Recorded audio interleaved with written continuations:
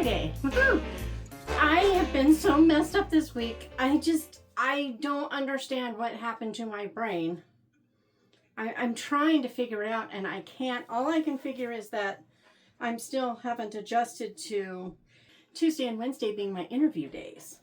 Because all day today, I thought this was Friday. Okay, I'm doing this late Thursday night, early Friday morning.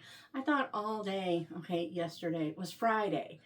And I went in the house and went to bed, and my husband is up. And I went looking for him, trying to figure out where he's gone. The car is there. What's he doing? And I just thought, he's probably out vacuuming the pool, wants to do it before it gets too hot. Okay, whatever. And I just didn't see him, right? So I went to bed, didn't really think of anything. Then at about 5:30, my daughter is like, so Bible study tonight. I'm like, tonight? What? And I just, my whole day was off. I never did figure out where Kevin was, and I was just, I woke up and I was like, whatever. If he needed me, he'd tell me, right? So I wasn't really concerned, but my brain was on Friday. So, now it's Friday. Actually, technically, it's dark 30 in the morning, but it's Friday, and it's summer, and I found this tag, the 101 Days of Summer, which I'm assuming, or maybe I'm just the only one that thinks this way, but I feel like it's got to be like some sort of nod to the Phineas and Ferb thing, I would play a little part of the song, but that's probably not allowed, so I'm not going to. But, fun show, really like it. And I don't usually like animated things, so that's kind of fun. But I'm assuming that's where it came from. I don't know, but it says... this is a new original tag created by Duane at the Reading Room 1972.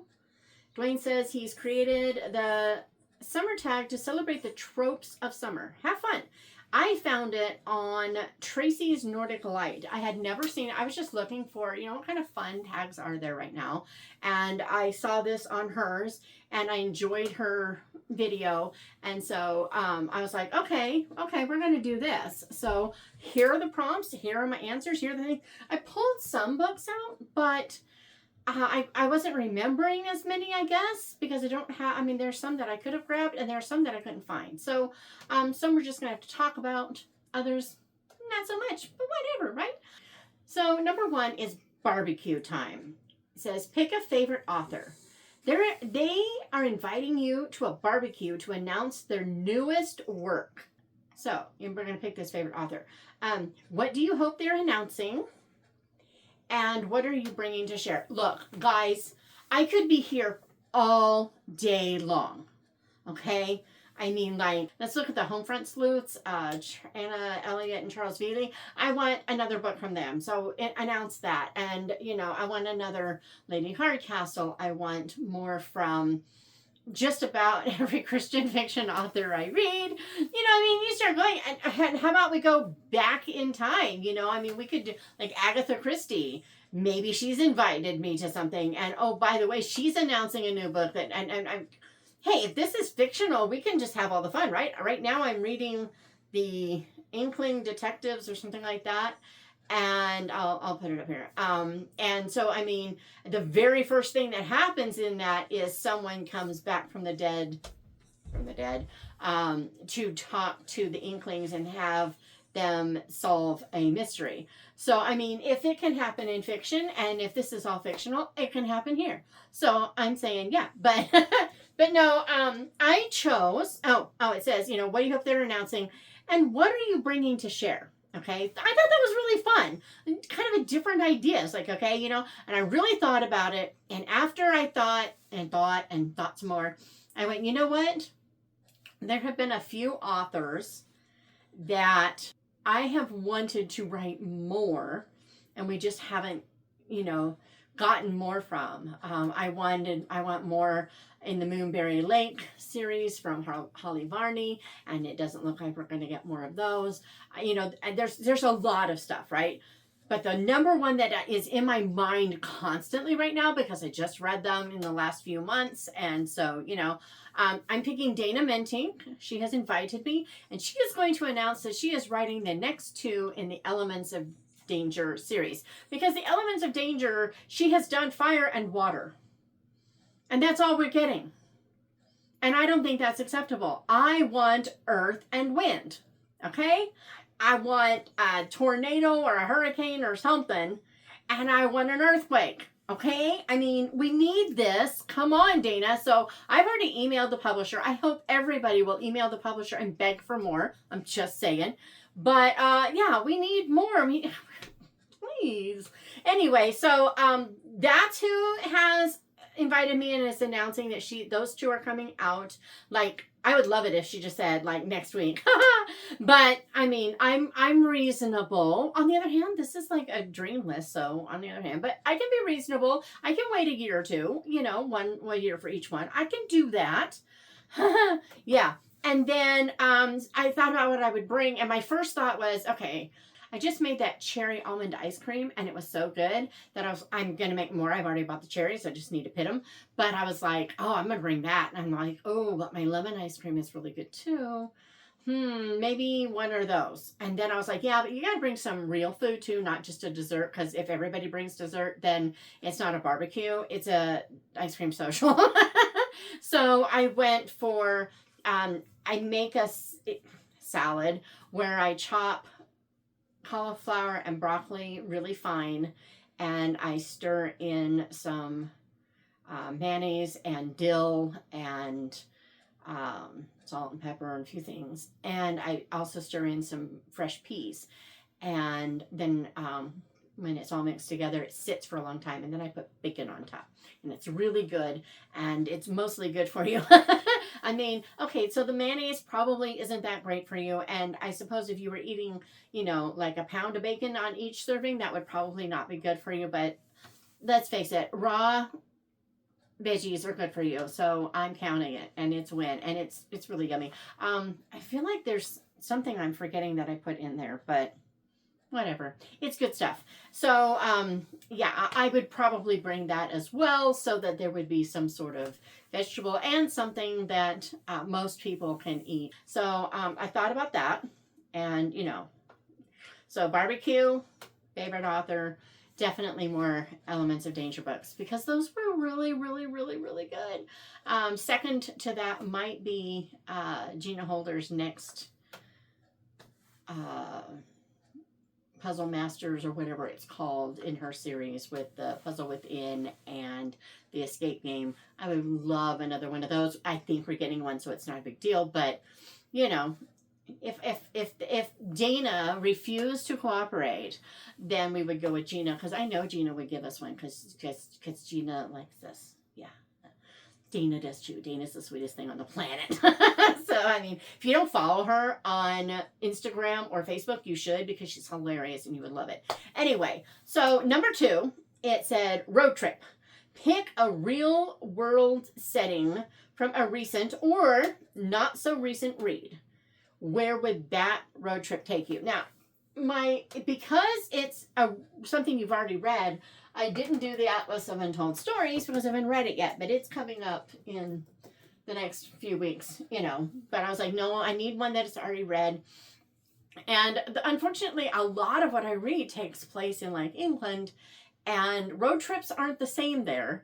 So I was like, no, not those. And so then I was thinking about like Suzanne Woods Fisher. She's got her new National Park series, and that would be really cool. You know, going from the one to the other. There's one in Acadia and one in Oregon, Washington, one of those with the bear. You know, the one with the bear and the one in the Maine. And, you know, I was like, you know, I could do that because going from one to the other. And I know that then there'll be a road trip back because the next one takes place, I believe, in Yosemite. And so I was like, oh, that would be a really cool one. Okay, I could do that. You know, but I haven't read them.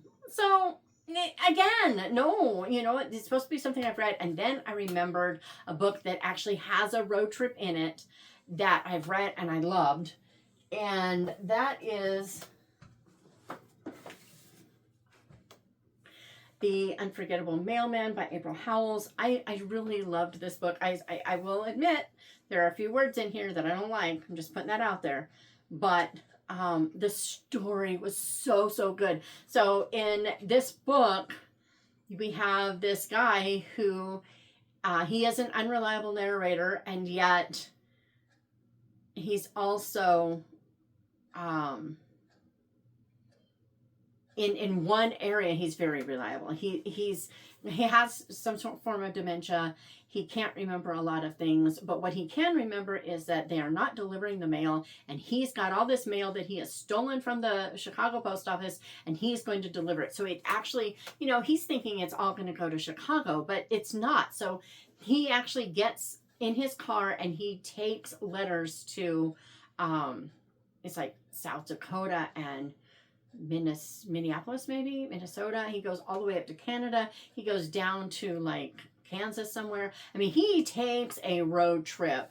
At one point, a young boy joins him, and they do this together, and it's really just an amazing and wonderful story. I loved it so much. So I decided that would be a fun one because it would be places that I have been except for Canada, but I would be seeing it in a totally new way, especially if I got to take the road trip at the time this happens, because this happens in the 60s. And that's before I was born. I mean, wouldn't it be fun to take a road trip back then? Of course, during the summer, a road trip, that area, I don't even know if in that time period that cars had AC. That could get a little uncomfortable. I don't know about that. So maybe it wouldn't be so great. But on the other hand, I mean, come on. I don't remember what time of year this book actually takes place. I don't care. It feels summery to me, and I would love to take that trip. If I actually took it back in the 60s, I would probably prefer to take it in spring or fall. Yeah, just saying. But yeah, so I thought that was a really fun question. And this was, once I quit thinking about books I hadn't read, this one came to mind, and boom, it was like I didn't even keep looking. I was like, that one, I want that one. So The Unforgettable Mailman, that was really fun. So cute. Yeah, anyway. So the neat thing about this tag is that not all questions are 100% book related. Some are, some aren't, but a few have just questions about summer. And so I thought it was kind of a fun mix up. And number 3 is camping. And this is one of those. So it says, do you rough it?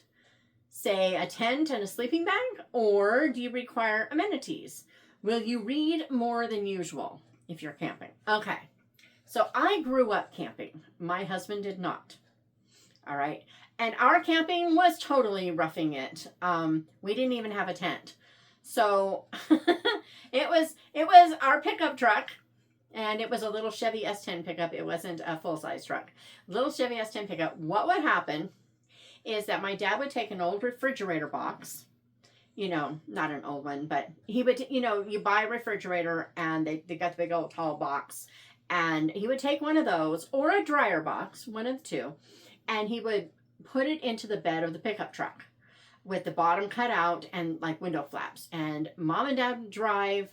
Well, mom would drive and dad would ride. They wouldn't both be behind the wheel. But anyway, and I would be back in that camper. We called it an Okie camper. And I would be back in that camper with books and things to color and whatever. And I mean, when I was 14, 15, same thing.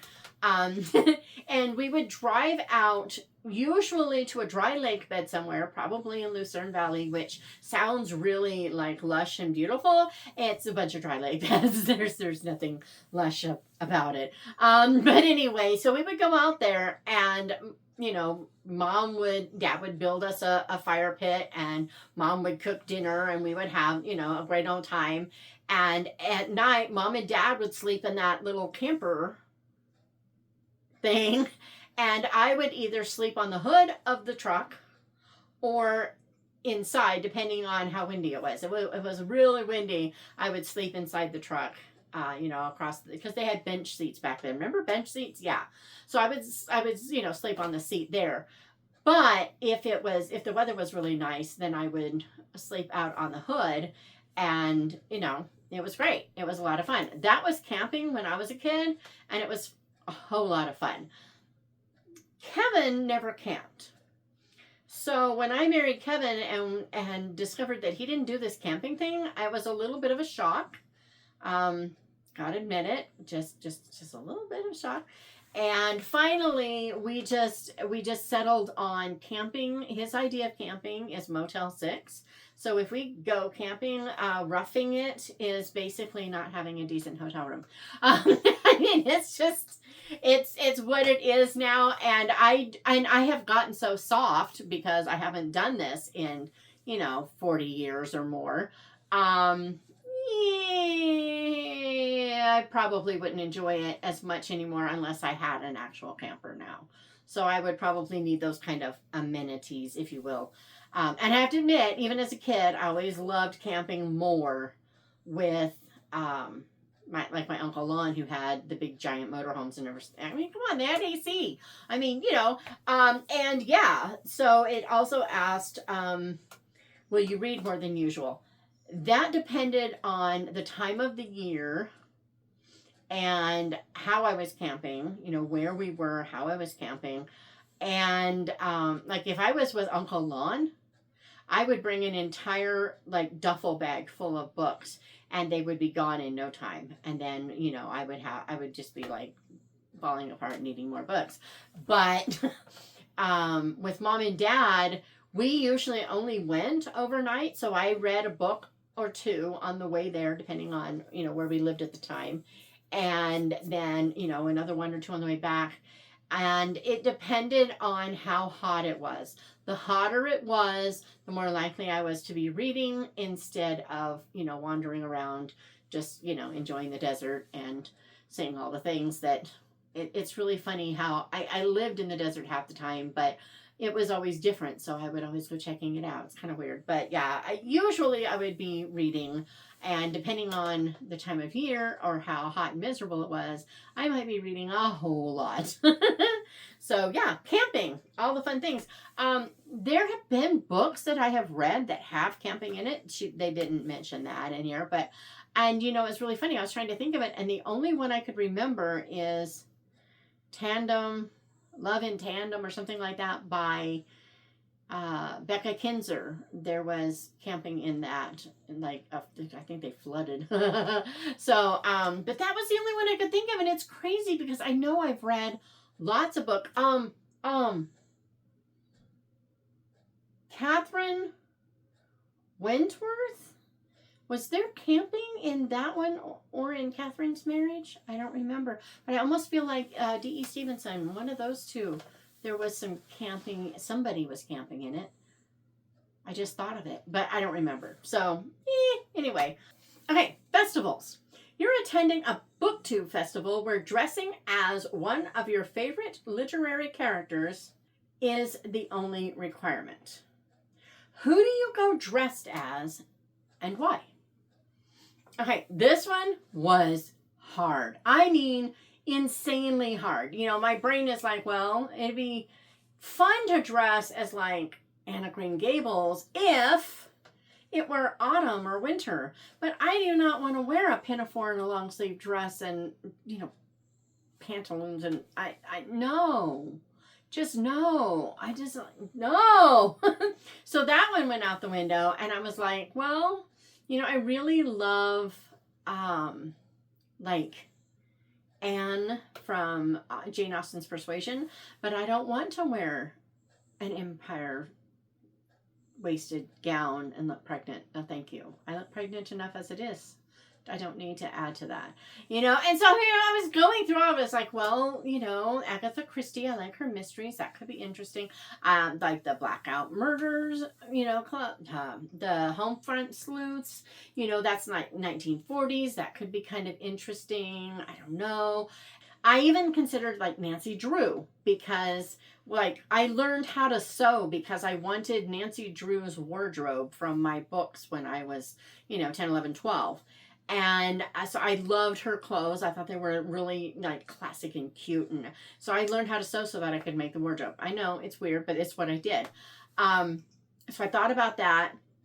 But the whole Homefront Sleuths and the whole British thing and thinking about Miss Marple, it made me think of something, and I decided I was going to lean into that, but in a different way. So I decided on kind of going back to my childhood as well as that kind of retroishness. And I decided I would go as Lucy Pevensey in the Chronicles of Narnia. A, love her character just because, and B, in the movie with Georgie, what's her name? I can't remember her last name, but that outfit that she wears when she first steps into Narnia, the brown smocked dress with the cardigan and the little brown bow in her hair, that was so me as a kid that, I mean, I would have had that outfit as a child. As a matter of fact, I believe I made that outfit for Lorna, because our Lorna, you know, number 7 daughter, she looked a lot like Lucy from that movie at that age. And so it was kind of funny. And so I don't remember if I actually got the sweater or not. I think I had a friend make even make the sweater for her. But anyway, as a matter of fact, I love that outfit so much that I put it in one of my New Cheltenham books. I think it was the Lights of New Cheltenham. And there's a little girl in there. Her name is Lucy. And bless her, she, I had to go back and kind of change a few things, because I decided to give, that there was that outfit in the window of a store there in New Cheltenham. It was blue, but the same basic thing. And they're looking for clothes for her. And the gal who's shopping with her realizes that, oh, this could be worn for this costume and then to church on Sunday. And that would be, a double use of something. So you're not buying clothes for nothing. She's moved in with her uncle and has nothing, right? So they're looking for something. Anyway, and so I was doing this, and then all of a sudden I realized, wait a minute, her name is Lucy. And I was like, okay, I got to go make that part of the story, because that made it a whole lot better. But at first I was just like thinking of that super cute outfit and not even clicking that we had the dueling Lucys going, right? But as a kid, I wore those dresses. I don't know how many of you are familiar with Polly Flinders, but they were a clothing brand in, I think, the 60s and 70s.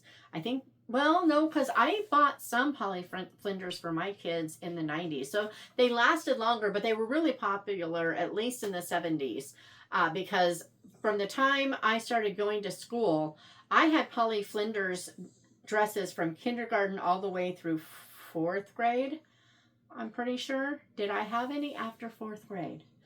Trying to remember, where were we when I was in 5th grade? We were in Victorville. And what did I wear? No, I wore that for my school picture, so it wasn't that. Yeah, I'm thinking, no. What did I wear for my school picture that year? Because it wasn't the one I was thinking of. I don't remember what I wore for my 5th grade picture. I can tell you what I wore for every other year. And I can't remember that one. But anyway, so at least up until age 9, probably 10, I had these dresses. And they were all smocked at the front, little Peter Pan collars, short, most of them were short. I had a couple that were longer sleeves, short little puff sleeves. We call them a Mary Jane dress around here. Just, very basic little sash tie in the back, but smocked. And so it's what I think of when I think of that. I would have worn that as a kid. It was funny, all these years I thought that they were hand-me-downs from my cousin Julie. My cousin Julie grew like crazy. She had these huge growth spurts that just, I was constantly getting clothes from her, because they would buy clothes a couple weeks before school started, and before Christmas, she couldn't wear them anymore. They were all too small. And I never had, my growth spurts were so slow that I could wear the same dress for a couple of years. It would be a little shorter, but my parents didn't care about that. And so therefore I didn't. And then all of a sudden one day I was like, I don't like how short my dresses are. This is not comfortable. But when you're a little kid, you just don't think about it. But anyway, but they weren't that short. I mean, they weren't like mini skirts or anything, but they went from being at my knee to a couple inches above over the course of 2 years. I just grew so very slow. You know how well, my kids anyway, anytime someone saw them, if they hadn't seen them in a few months, they're like, whoa, wow, you have grown. Nobody ever said that to me as a kid. Nobody.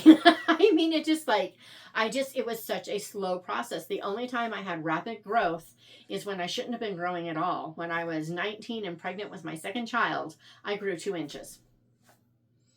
that's not supposed to be able to happen. And I defied everything. It was the weirdest thing. I actually had growing pains for the first time in my entire life. I didn't know that's what it was. I didn't know I was growing. And all of a sudden I was like, why? What's going on? Because stuff just wasn't long enough. And it was the weirdest thing. So anyway,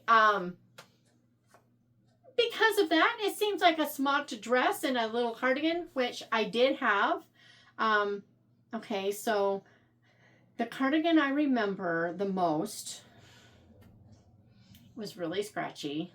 It was white, and it had kind of like these little like pin tucking that created like these little window pane boxes, and in it were these little like chicks and birds that had been embroidered into, not all of them, but like scattered in them. And it was so uncomfortable. We lived in Ventura in the house on Pierpont. So I would have been 8 or 9, one of the two. And I'm not proud of this, guys. So in Ventura at Pierpont Park, at the very end of Pierpont Boulevard, there is this giant ship that you can play on. And they had on that ship until like 2017 or 18 or 19, something like that. They had a zip line that went from like the ship's mast all the way down to a pole at the end. And you had to like have your feet ready to brace yourself so you didn't slam into the pole, or you had to jump off. And that's why it eventually got going, because eventually people decided that kids weren't expected to have brains and learn not to hurt themselves, and so nobody got to play on it because a few kids didn't have parents that taught them how to think or something. I don't know. It was really sad, and because it was so much fun. But that ship also had tons of sand, and so one day I was determined I was never going to have to wear this scratchy thing again. And I'll admit I was cold for the rest of my time at that park. But I dug all the way down to the very corner, and I mean, it was a lot of sand to dig through. Very corner, and I shoved my sweater in there, and then I filled it all back in with sand. And I would not be surprised if to this day you went back into that corner and you dug down far enough if there weren't remnants. Because why would they ever empty that ship of sand? It's just going to get refilled with it. So I'm thinking it's probably got, nothing else, the buttons are probably still there. But anyway, so yeah. I would go dressed as Lucy Pevensey because it would feel very familiar. My hair is even close enough. I think it would work. Yeah, it's nice. Okay, number 5, slice of life. What is something others may consider simple or mundane, but you can't see a summer without?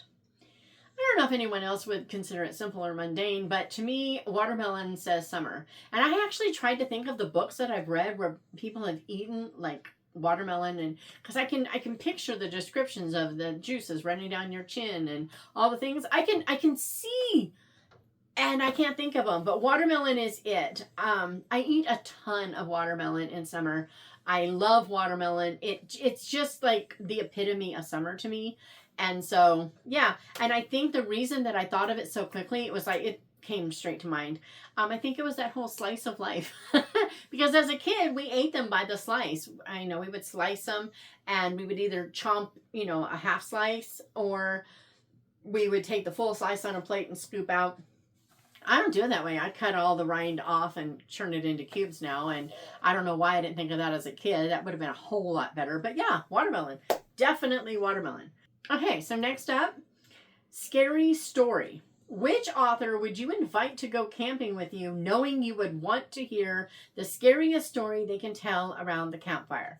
And that one was really easy. Again, didn't have to think twice. It was a draw. Both names came to mind at the same time, which I don't know how that happens, but it does. I thought about Jessica R. Patch, and I thought about Jimmy Jo Wright. Both of them write that kind of spooky, creepy, all that really well. They're not as gory as they are just really, spine tingling. And that's what you want for something like that. Gory is no fun. And they don't really do gory as much as they do really, really creepy. And I was like, yeah. So that was easy.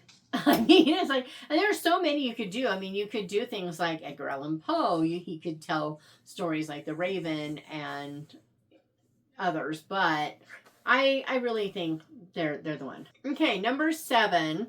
First love / summer crush. I saw this and just kind of went. Anyway, it says a romantic interest during the summer months often leads to a bittersweet ending or a lasting impact. Which do you prefer to read? And how does the age of the characters affect this opinion? I thought that was actually, once I started reading, I thought it was actually a really good question. This guy or gal, I can't remember. Let's go back up here. Duane, so it's a guy. So this guy, he came up with something that wasn't just, do you like happy endings, or, basically, do you like, Hallmark or Nicholas Sparks?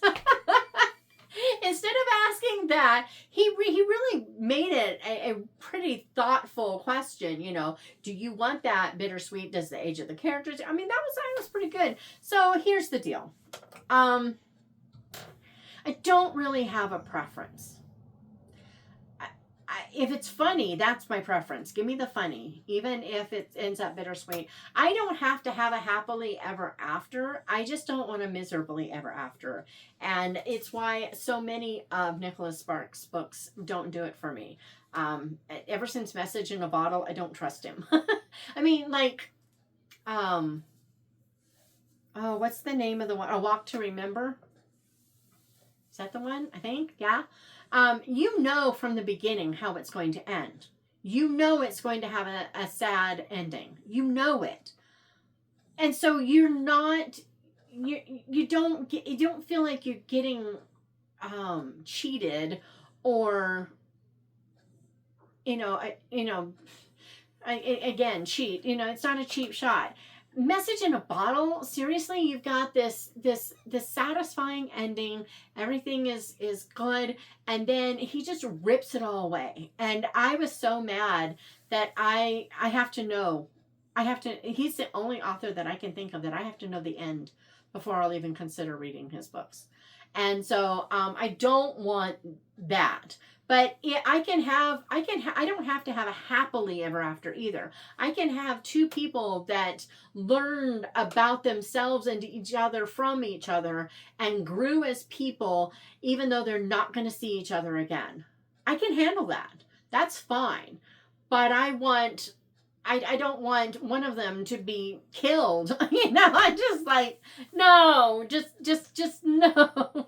So anyway, I don't really have a preference. I just want it to be satisfying, and I want it to be the best thing for the story. I don't want happily ever after for its own sake, but I also don't want, bittersweet and heartrending just to be different.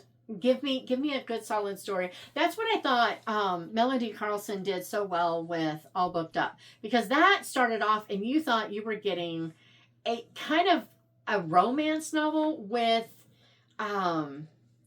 grown senior women acting, or almost senior women acting like teenagers. And I was getting really upset. I was like, wait a minute, this isn't good. This isn't what I want. I was like, really? Where's the maturity here? I mean, we're dealing with mature people. Where's the maturity? I really thought we were going that way. And what she did with that, and A, not turning it into this big romance, thank you. And B, having people grow and discover that they still have an immature side and all those things. It actually turned out really good. But for a while there, I was just like, not so much. But yeah, I guess that's a non-answer, but it's what I got. So then 8, nostalgia. What book or books instill in you an overwhelming sense of summer nostalgia? They don't necessarily have to take place during summer, but rather they somehow are attached to summer for you. Okay. I always think of summer with Little Town on the Prairie. That one always feels like summer to me, which it might start off in summer, because in that one she's working in town and she's sewing the buttonholes, and so they're, and it's summer because they're making clothes for Mary to go off to college. So, you know, I mean, it actually does have some summerishness, but I think it feels like summer to me because it comes after the long winter when there's that whole huge amount of winter. And so, of course, it's going to feel like summer, right? So there's that one. Nancy Drew always makes me think of summer because I read so many of them during the summer, and I learned how to sew over the summer and all the things. So Nancy Drew is very summer focused for me, even though I did read them all year long.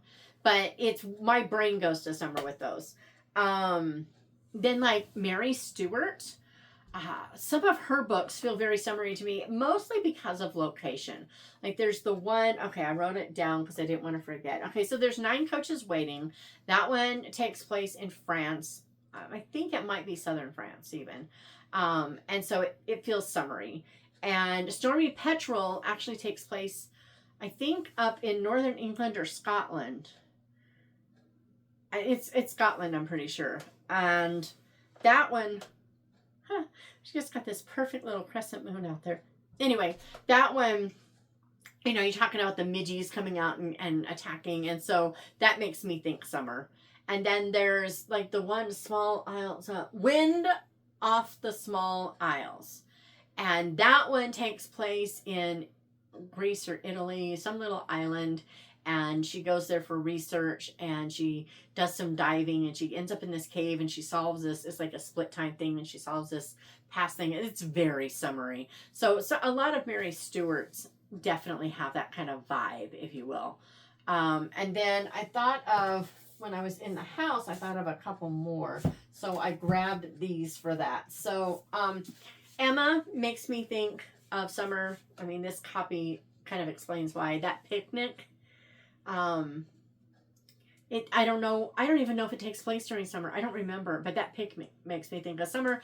And this book always makes me think of that picnic. So Jane Austen's Emma, and it's Jane Austen July. So we need, is it just me or is like nobody talking about Jane Austen July this year? It's really sad, especially since Shalise embroidered me this lovely, isn't that? Yeah, I declare, after all, there is no enjoyment like reading. So she embroidered that lovely little thing for me, and nobody's talking about Jane Austen July this year. I just haven't heard. I'm sure they are. I just haven't run across it, and I thought that was kind of odd. But anyway, so Emma, I had to mention it because, again, whatever.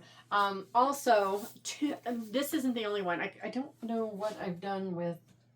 It's probably way down in there. But The Sweet Life by Suzanne Woods Fisher, this whole Cape Cod Creamery series is very summery to me, mostly because it's so focused on ice cream. And I don't even think it starts in the summer, if I recall correctly. It starts when summer is far away and they've got to get this place ready. But because ice cream, my brain says summer. But there's 3 books in the series. Love them all. Very summer confection focused. And so I thought of these, but I also thought about her, I was mentioning it before, her National Parks books, the one Chasing the Light, and I can't remember the name of the other one, but those feel very summery because national parks, I went to my first national park during the summer as a kid. I went to Yosemite and Sequoia and the Redwoods and all that when I was 12, and so, you know, yeah. But then also, I mean, come on, Return to Gone Away and Gone Away Lake by Elizabeth Enright. Yes, that's very summery. They go to the lake for the summertime and find this abandoned, you know, little resort area, and they like take over the houses and have this grand old time. So yeah, because yeah. And Keeper of the Bees by Gene Stratton Porter. He starts off up at Lake Arrowhead, which isn't that far from us. It's only about an hour and a half. But he starts off at Lake Arrowhead, and then when he finds out that they're planning to send him to a tuberculosis sanitarium to finish healing because they need the bed, and he's a World War I veteran who was injured, he says, forget this, I'm not going to go there. I'll get tuberculosis and then I'll be messed up. So he's still not strong, but he takes off on foot. He hitchhikes a ways. He does some things, and he finally ends up, I've done lots of research based upon distance and everything that is mentioned in here, and I think basically he ends up in Malibu. And so that's, I don't know, that's probably an hour's drive, 45 minutes drive. Probably an hour's drive because you got to go down the mountain. But he ends up in Malibu, and he's right there as this man collapses. And this man keeps bees. And the guy says, you know, take care of the bees for me. And they, you know, they goes off to the hospital. And so he's there trying to take care of bees. He didn't know what he's doing. But there's this little Girl Scout. She's the sweetest thing. And she's obnoxious, don't get me wrong, but she's also the sweetest thing. And I mean, look at how much there was in this book. And it's so cool because, like, when you read her earlier works and you compare them to this one, you can just see her faith journey. Just how she goes from very odd, I would say more spiritual ideas, if you will, into actual faith in God, in Jesus. And you can see it. I mean, these are not supposed to be Christian fiction. They were written when people didn't have to apologize for writing about Christ. So, I mean, there is a difference. But her earlier books, some of them were pretty, well, there were a couple of them that were pretty racist, actually. But this was just such a good story. And I loved it so much. And yeah. This is the last one she ever wrote. But yeah, it feels very summery to me. You know, I remember he talks about making, like, it's like taking, you know, like going swimming in the ocean. He's trying to heal himself. And he's like making juices with tomatoes and stuff to try to cool his body down and, you know, give him. And it's really funny because here he's doing all these things to give himself refreshing things to, like, basically cool inflammation, but really I believe tomatoes are actually pretty inflammatory, but they didn't know that then apparently. So I thought that was really funny, but it's just such a good story. It just really is. I just really hate the back of this book so much. It makes me so mad. Authors, you do not have to put giant print to fill the back. I'm just saying. Anyway, or publishers, not authors. It's not her fault. Anywho, so yeah, then Neville's got to check out the embroidery to see what it is. Neville, I really don't want your dirty nose on it. So how about I pick it up? Yeah. So anyway, I'll just put that back and hope I don't knock it off again. Yeah, just stay. Speak. Roll over. And then number 9, Summer Stories. What is a book or books you would recommend where the summertime is the primary focus? So there's a difference between making stuff feel like nostalgia and actually a summer focus. So I thought of a few. I couldn't find my copy of The Best Summer of Our Lives by Rachel Hawk. That is not a feel-good book in the sense that it's all happy, shiny, go lucky because Best Summer of Our Lives. It really is focusing on the fact that it was supposed to be, but there are a lot of things that happened as a result of that.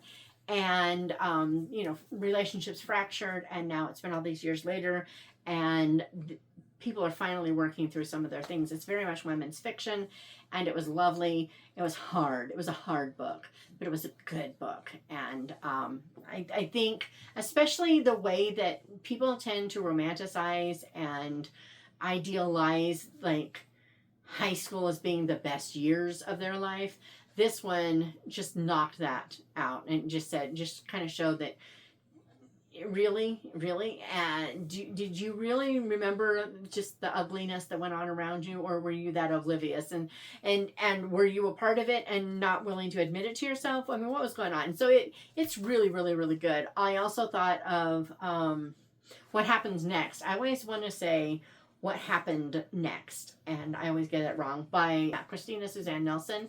That book, it takes, you know, one summer, this girl had like the best summer of her life, basically. And then she never knew that when she went away after that summer, the night she went away, I think it was even, her best friend that she had just had the greatest summer with went missing, and they never found her again. And now all these years later, someone in the family, the mom is still grieving and is still just kind of stuck in the past. And so I think is it a sister, or I think it's the girl's sister, the girl who disappeared sister. Anyway, someone comes to this woman and says, you know, this is what happened after you left, and this is how things have been since, and you do this true crime podcast. Can you please help us figure out what happened? Can you come? And she doesn't want to, but eventually she does, and all the things unfold, and you discover what happened, and it was so good. Loved it so much. Read that one a few years ago, and it feels like I just read it yesterday. It's still that vivid, even though it's been at least 2-3 years. It was so good. And then, again, I want to say the Cape Cod Creameries, but technically they don't take place, or at least the first one doesn't take place in summer. So, yeah. There's others, of course, again, Gone Away, that actually takes place in summer. It feels, see, to me, this one is nostalgic because this feels like the kind of thing I would have done as a kid during summer. If I had run across this thing, I would have totally turned it into my own personal playhouse. And so this one kind of works for both of these. And I guess some of them do. I think Keeper the Beast starts in summer. And Emma maybe the Picnics in summer. I don't know. But yeah. So for what it's worth, that's that. And then number 10 is to tag Booktube friends. Guys, if you want to do a tag, please do this. I would love to know your answers. If not, answer in the comments. Give me, you know, maybe it's a book I haven't read yet. I would love to know if there's books that fit this kind of thing, because summer vibes are all summer vibes. I've got some up here, but I want to read more and more and more. So, you know, feel free to feel tagged, or just let's chat about it. What books did I forget? All the things. I want to know all the things. But anyway, I'll see you Monday with what I've been reading, which hasn't been tons, but I think there'll be more by Monday, because I know I finished at least one or two. I finished at least 2 books. I should have 3 done by them for sure. So, you know, there'll be some fun stuff. And yeah, I'll see you then.